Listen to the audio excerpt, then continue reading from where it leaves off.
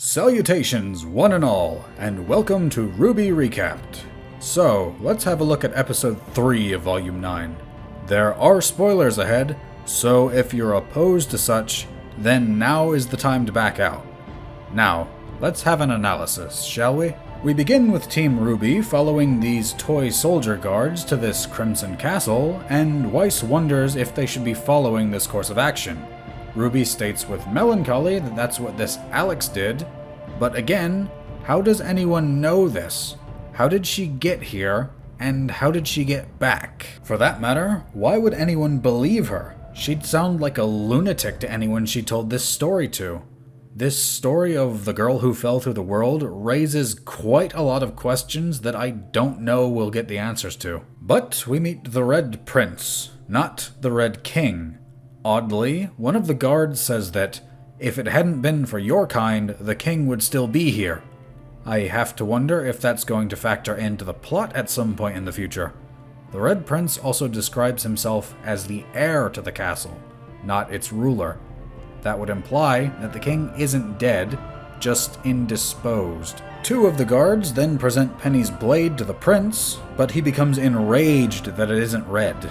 I felt much the same with For Honor blocking off customization behind color palettes that you can't change. But he kicks the sword behind some hedges, and RWBY is barred from retrieving it by other guards. But the Red Prince isn't done yet, as he has these two presumably beheaded, as they're dragged off by two of their fellows behind the hedges on the other side of the path, and their poleaxes come up, and then swing down. The prince also does mention that beheading people does make him feel better. So a shotgun blast doesn't kill these things, but an axe blade does. Strange, but melee combat is more interesting to watch than ranged combat, so I'll take it, I guess. RWBY then tries to follow in this Alex's footsteps by mentioning playing games to the prince. This reeks of a deal with the devil. Bad idea. Bad idea, RWBY. The prince then takes them inside, and the architecture of this place is as baffling as everywhere else we've seen. RWBY tries to placate the prince, but fails to come up with an appropriate comparison for his supposed wisdom, and little mentions that she should call him small. I don't know why she went with that, but apparently that's a compliment here. The prince then begrudgingly accepts that he'll help the group reach the tree if they beat him in a game, where one player has to get more of their pieces to the opponent's end of the board. His own pieces are red, and are larger and appear stronger than the white pieces he gives to RWBY, which are damaged and dejected looking. RWBY comments that they have fewer pieces than the prince, and he then shrinks Weiss, Blake, and Yang to act in place of the missing pieces. That opens up a massive can of worms. Clearly he possesses magic, or something similar, but none of the characters mention this. In fact, the three take to being shrunken remarkably quickly. The game then begins, and it seems to take place in a void, which is not acknowledged by the cast. I have so many questions about how this relates to magic, but we have no answers on that front as of now. As the game gets underway, the first of RWBY's white pieces are effortlessly taken out by the prince's red ones, until Weiss, Blake, and Yang get their turns.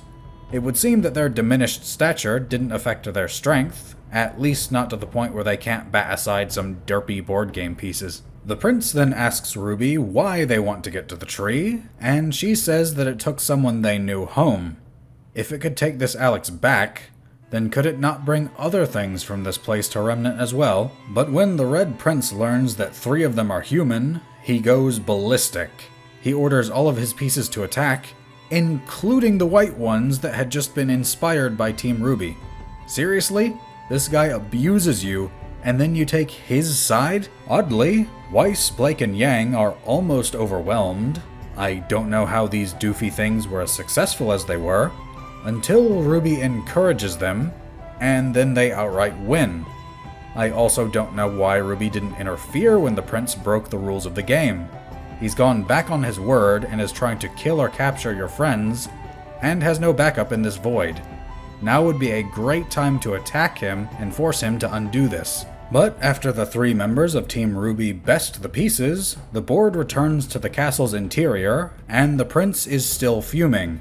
I have to question what a human, Presumably this Alex did to set him off like this, but I suppose we'll have to find out later. He also doesn't make any attempt to use his magic to subdue Team RWBY when he's demonstrated remarkable power with it. He's about to have them killed until a strange-looking cat appears and persuades him to not kill them. As he throws a tantrum, the cat helps RWBY, who's still carrying her teammates, to escape, after the prince orders them to be apprehended. A brief chase sequence follows, and the castle's layout is even more bizarre than the game room, with physics appearing to be more of a suggestion than anything else. They eventually escape, and the cat demonstrates the ability to teleport them all back onto the road. Blake then hypothesizes that this is the curious cat that Alex was mentioned to have met, and RWBY then chases it as it pursues insects. The final thing we see in this episode is the horned creature that the group encountered in episode 1, running from a light area that looks much like where the team have been, into a dark area that is much more bleak. Again, this bears a striking resemblance to the God of Dark's domain, and I have to question how this place exists. The God of Light referred to Remnant as an experiment, so was this place part of that experiment? Or was it a different one? Or was this place made by someone else entirely? Whatever the case may be, we see Neo fall from the sky and land here. Either this is a flashback, or she fell much more slowly than everyone else. She cycles through appearing to be first RWBY, then Cinder, clearly enraged about how things went down in the gateway dimension. She reverts to normal as the horned creature confronts her, and then something rather strange happens. She creates numerous copies of herself that mimic her movements at first, then respond to her will. Even she seems surprised by this. I have to wonder if this is her semblance evolving like Ren's did, or if this is an effect of this new place, as it just sort of does what it wants, at least as much as we can observe. Whatever the case, she has her duplicates attack the creature, and it appears afraid. So that's what's happened thus far. This new development of Neo's will likely be problematic for Team RWBY, as they're down to essentially just RWBY herself.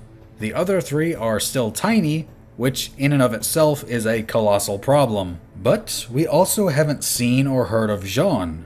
This volume is slated to only have 10 episodes, and 2 more marks the halfway point. So we don't have a lot of time here.